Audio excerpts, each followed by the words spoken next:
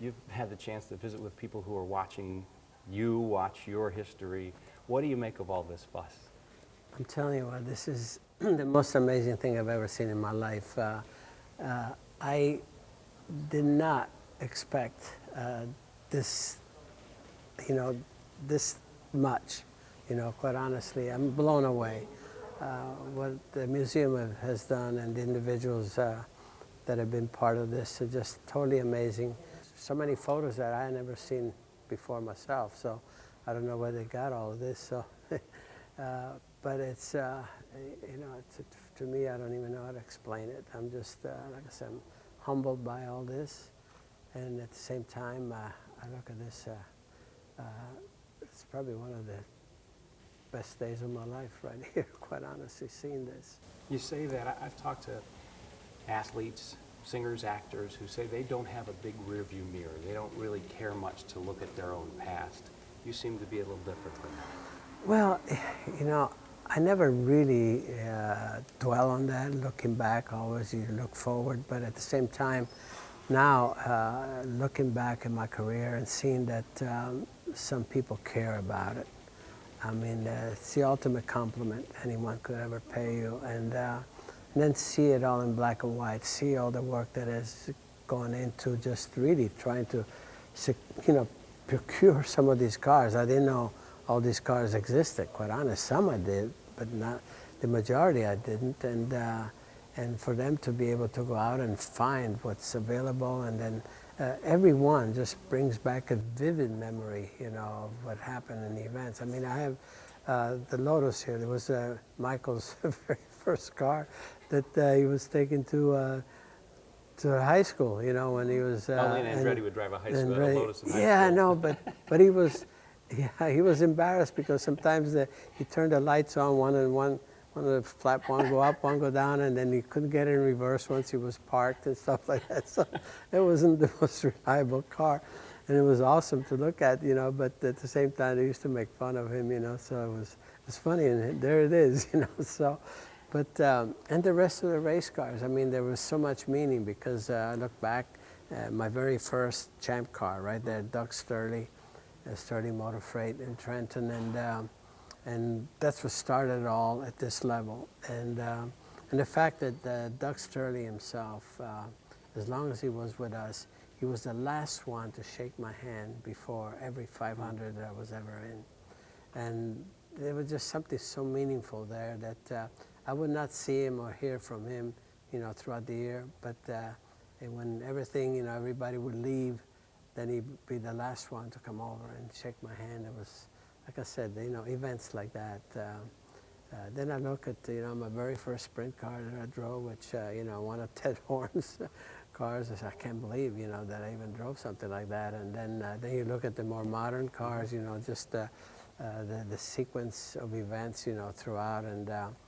And the part that actually is, to me, has been maybe the most valuable part of my career is being able to drive all the different disciplines, and they have them all here. The Daytona winners up there. Excuse me? The Daytona cars. Yeah, up there. I mean, it's pretty much here, and it's on display.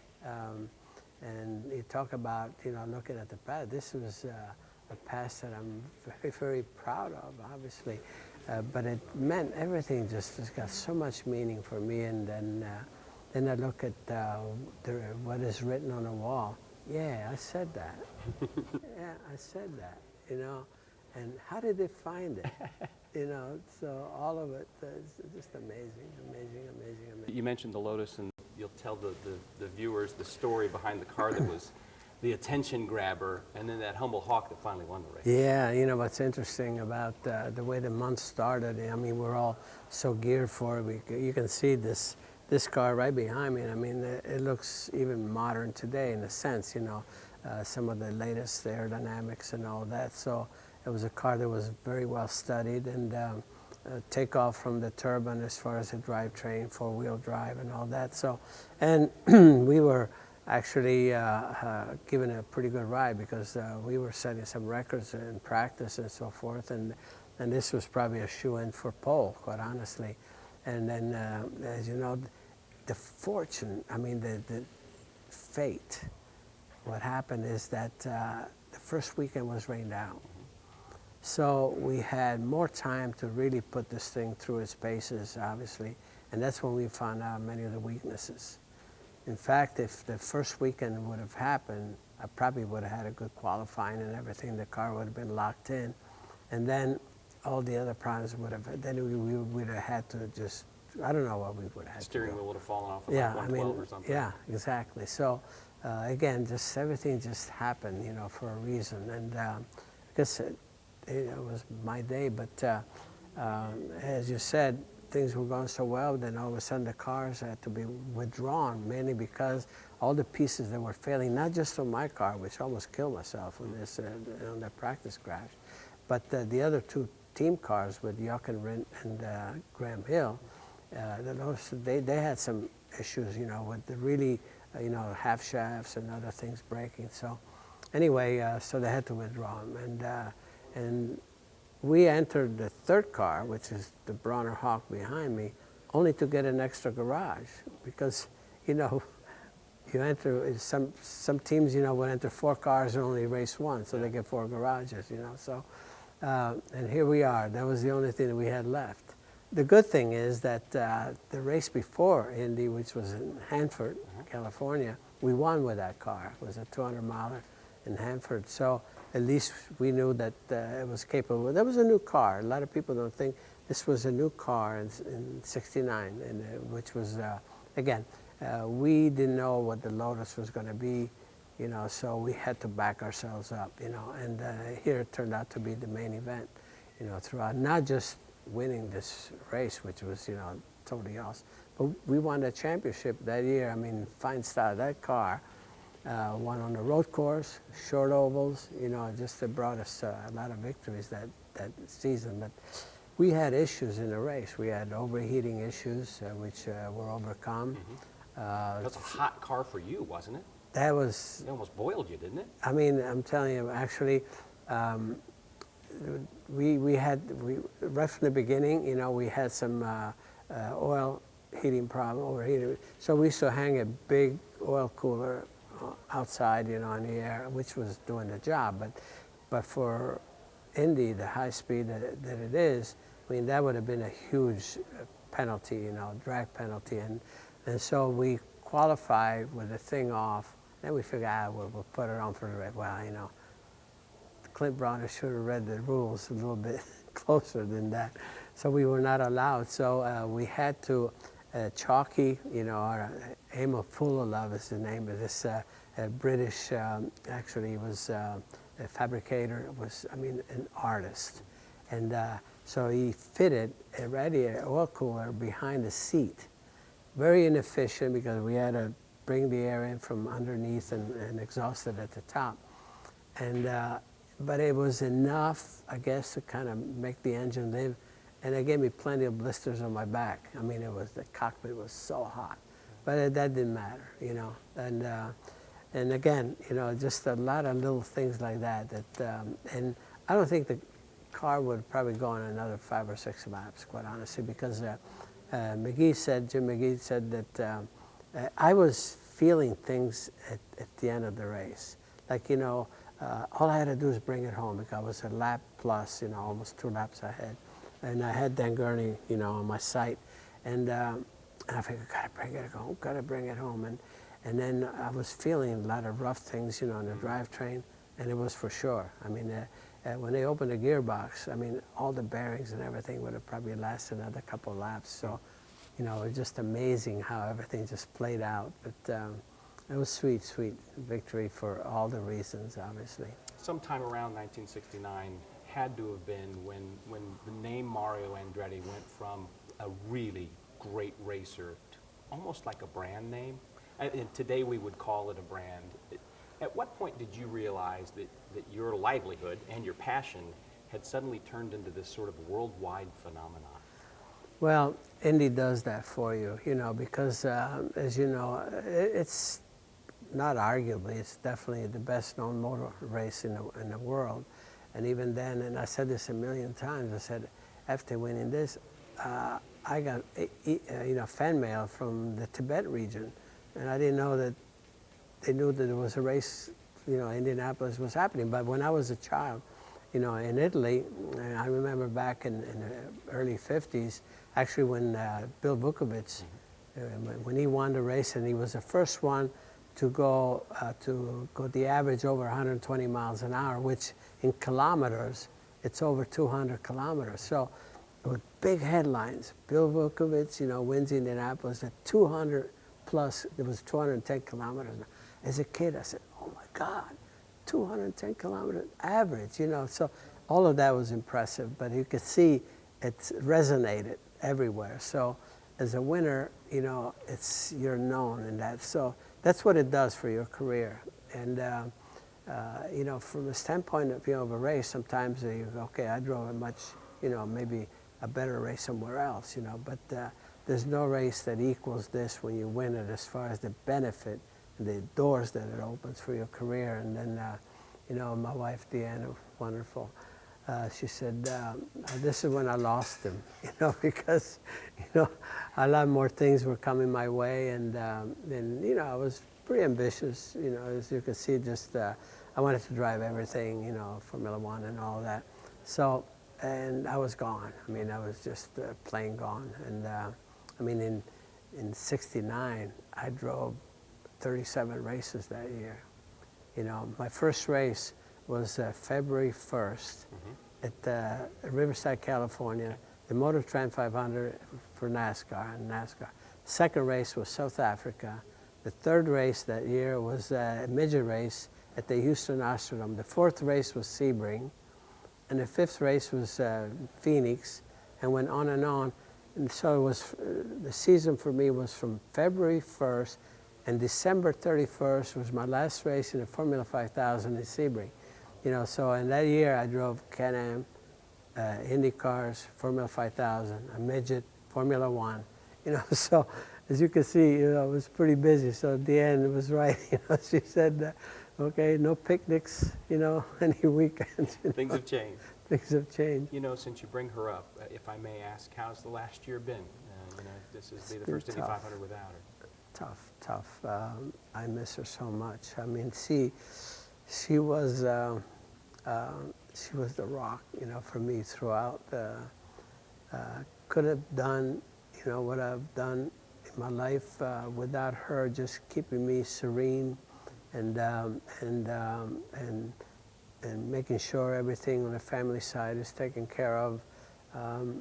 Mainly because, we married young. We started a family at a very young age.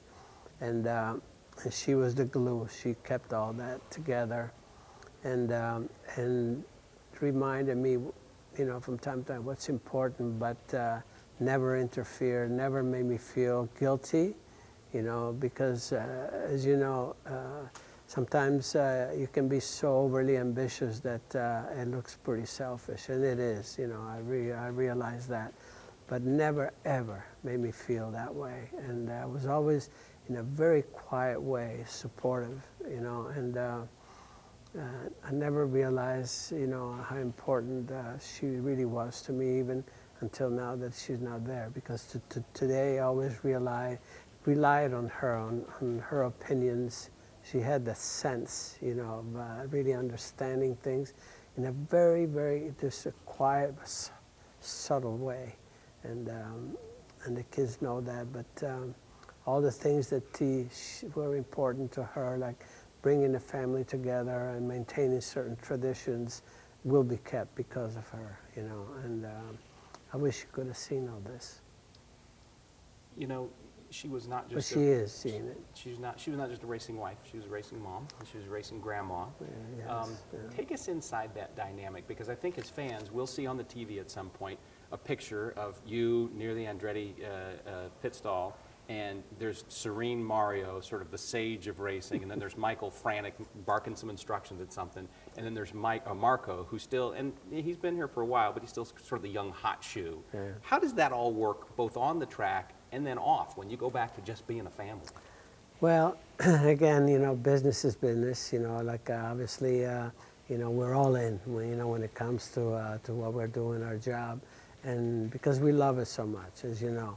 And it could become very boring, you know, for the rest of the family sometimes, you know, my daughter Barbie and all that. But she chimes right into, you know, she's supportive, and she's so competitive in her own ways. But as a family, we are. The thing is, though, even when we don't talk about racing, like even if we're just there on sea-doos or we're on a tennis court or something, we're always competing like crazy with one another.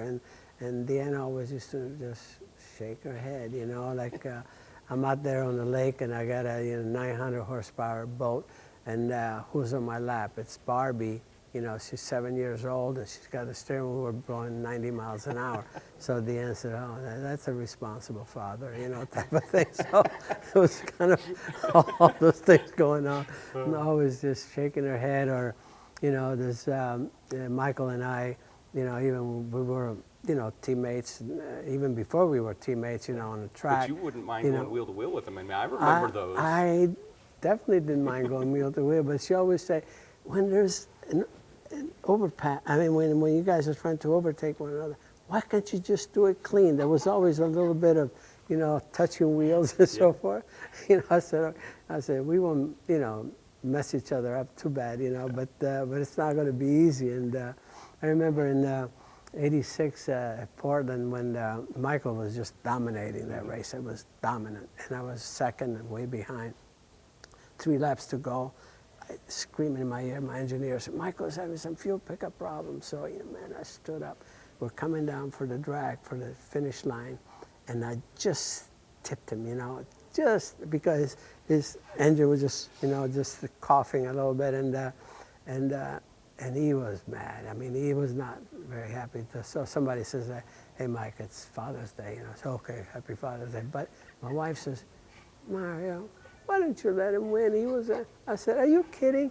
You know, it's that type of thing. So 33 years later, it's still making you smile, too. yeah, I know, you know, but it's funny how, you know, her on the sidelines, you know, she used to see all this. She says, "You guys, you know, just, you know, can you do it differently?" There had to be some moments. I remember '92 very well. Our family sits in turn 2. '92, Michael should have won that race, but the car broke. You're racing another good month of May, and Jeff's in a car with the point team of all teams. Yeah. And I think he tangled with a Bettenhausen, and his life changed. What was it like in the car that day? Did you know that he was badly hurt? And how do you separate Dad from the racer? Well, actually, in '92, yeah, I crashed just before Jeff. You were out before Jeff.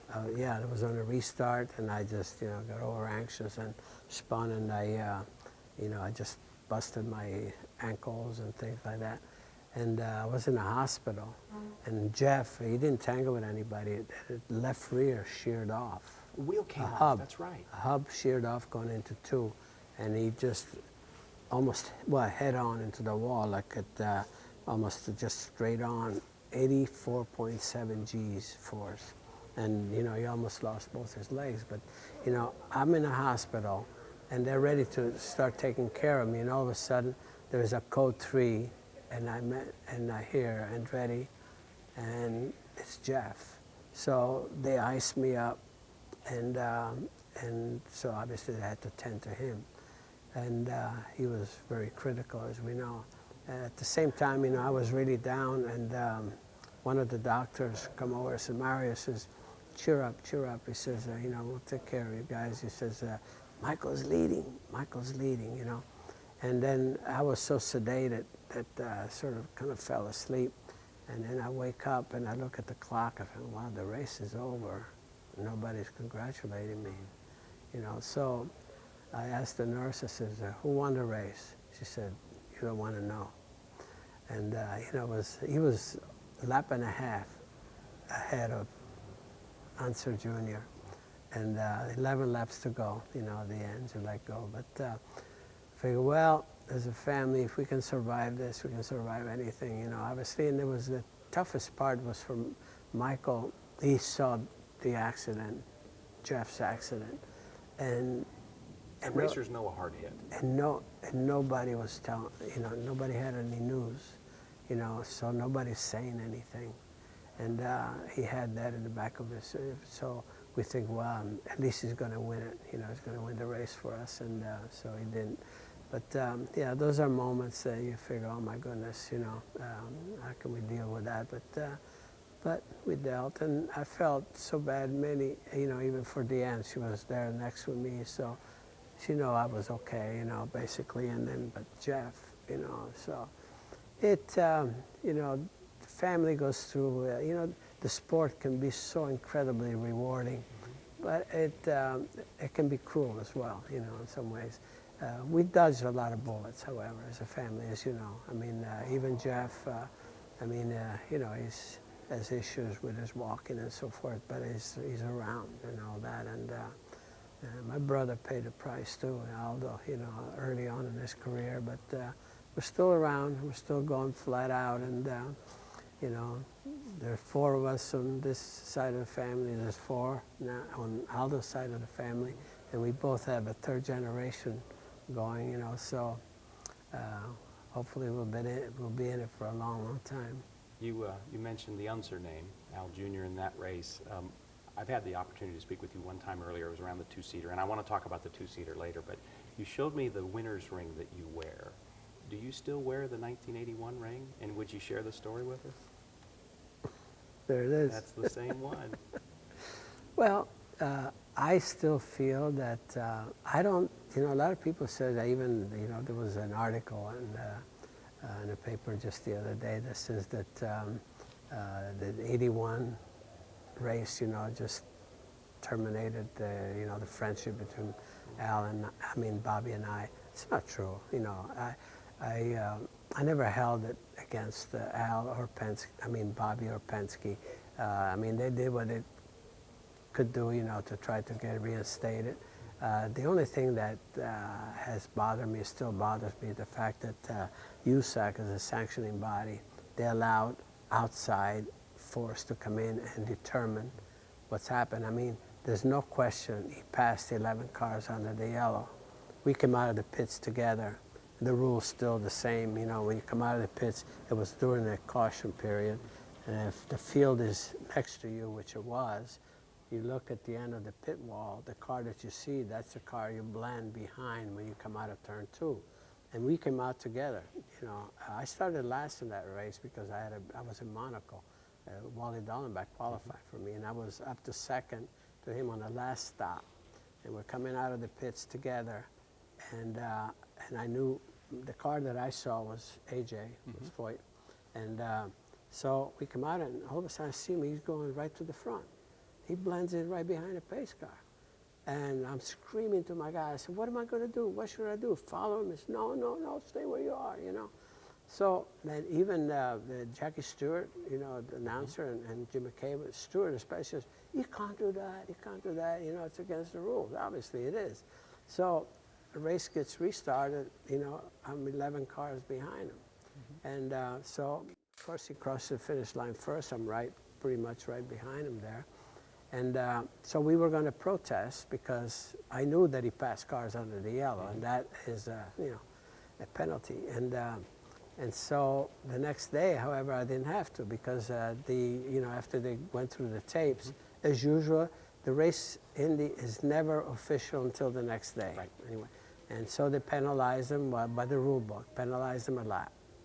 And so, you know, I get the call from Jim McGee. He says, Mario, you won the race, you know, and all that. So we go through everything, and all the banquet and everything, and then it's allowed to protest. And Roger Penske brought in a lawyer, a sports lawyer from Philadelphia, you know, and the guy just dragged this thing on, depositions, you know, and everything for like 6 months just to get everything quiet. Then he talked USAC into having 3 judges to make this decision, 2 total outsiders and 1 local, Charlie Brockman, who was a radio personality. And so the end result, the way it was brought in was under the circumstance. He definitely committed the infraction. But it said, under the circumstances, this exact words, he said the penalty is too severe, so they fined him $40,000 and they reinstated him as a winner. Well, it gets better because The following year, after the drivers' meeting, I put my hand up, and the race director, Tom Binford, I said, Tom, just to get it clear, I said, are the rules the same this year as last year? He said, yep. Is the fine still $40,000? He said, oh, no.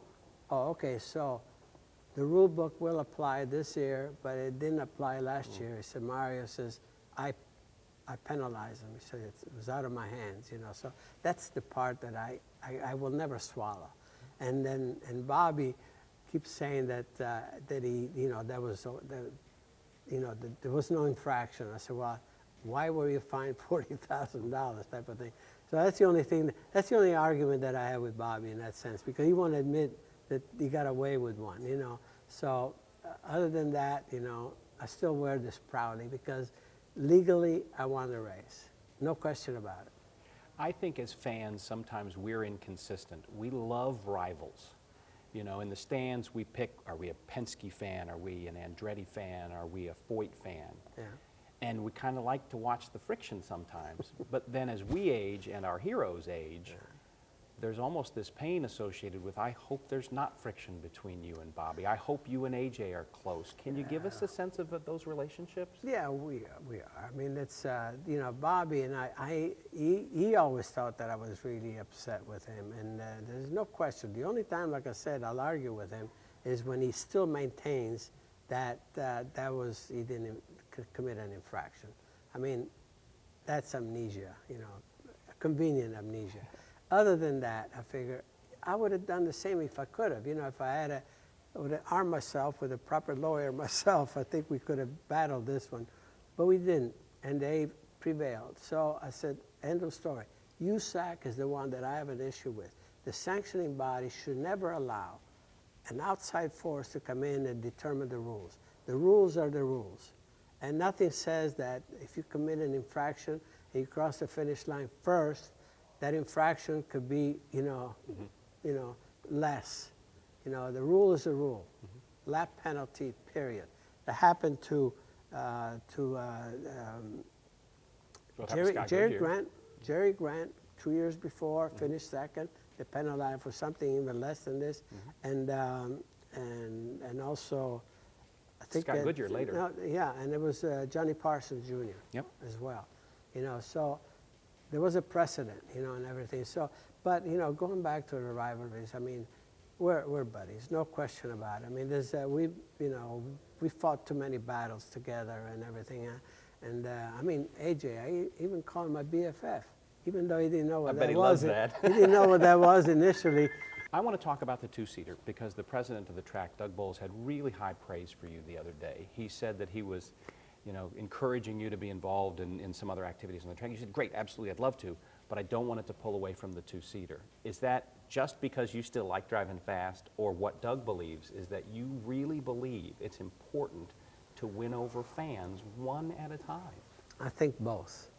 I definitely love doing it. You know, it's at this point in my life, I mean, that really works for me. You know, it just keep me fresh on things, and the one I'm driving is state of the art, and they do a phenomenal job with the experience. The guys, it's just feel like I'm driving for an actual race team, you know. And the other side is, I don't think there's a better way to showcase our sport, quite honestly, because, I mean, even if you go to a driving school or whatever, you know, you're there and you can only do certain, you know, you got so many restrictions. When you're with me, you're going to get, you know, at least 85 to 90% of what it's about. So I think every person that comes out of a ride, I think they have a new appreciation for what really goes on, because it's almost impossible to really explain it, quite honestly. And I love especially the media types like yourself. I think you're out there, you have to describe what's going on, and it's so valuable if you get some of that experience yourself. I feel that way anyway. And just listening to the comments that I get from my own family. You know, my daughter, Barbie, I took her around here last year before, 207 miles an hour average. the day after the race, which I give 200 miles an hour rides. But, you know, she's nice and petite and everything. And she said, oh my goodness, you know, I couldn't believe that, you know, the side, you know, the G-force that we were pulling, you know, I just couldn't even hold my helmet up and all that. So even her, she's part of this ambiance, you know, around it, you know, she said, I get it now, I get it. So that's the beauty of it. And again, I just love it myself besides. I know they're going to pull you away from me, and so I want to ask a final question about the race that we'll see this year. Could Mario Andretti still race if he really, really, really wanted to? And do you wish you could race in these cars that don't seem to break ever? You know, I'm crazy enough to say that, yeah, I probably wouldn't finish last. It's still, the passion is still inside of me. And you said something that's very key. I was even talking about it today, that I'm so grateful that I lived through the eras, you know, the 60s, 70s, 80s, and so on and so forth, with all the technical advancements and everything else. But at the same time, you know, I'm looking, if I could have won all the races that I was leading right toward the end, I'd have a lot better record, as I'm saying. Today, the way the rules are, which is fabulous, I mean, with the reliability of the engines, I mean, the chance that you have of finishing every race is like 98%, you know, getting caught up in some mistakes or whatever, but you can finish, you can see everybody. So as aggressive as I was in my days, that was the perfect scenario, which it didn't work then. You had to be patient in those days. I could never make myself do that, you know, but so on that side, I wish that I would have been born 30 years later, you know, that I could drive today's car that can finish. So, but I'm living everything through, you know, my own family, you know, with Michael as the owner, and then of course Marco, you know, is the driver. And but I'm so grateful that we're still, you know, have a lot of skin in the game, and I look so forward to every season, every race. Look forward to coming to Indy. It's always a new day, a new month, and this year it's just so extra special. You cannot imagine. I was just looking around today. It's the first time that I actually have visited, and I mean, it's got me right here. You know what I see, what they've done. It's just beyond what I could express. Gratitude. This has been a tremendous opportunity and honor. I really appreciate the time. Thank you. Congratulations on this. This is cool. It's really awesome. It's a cool deal.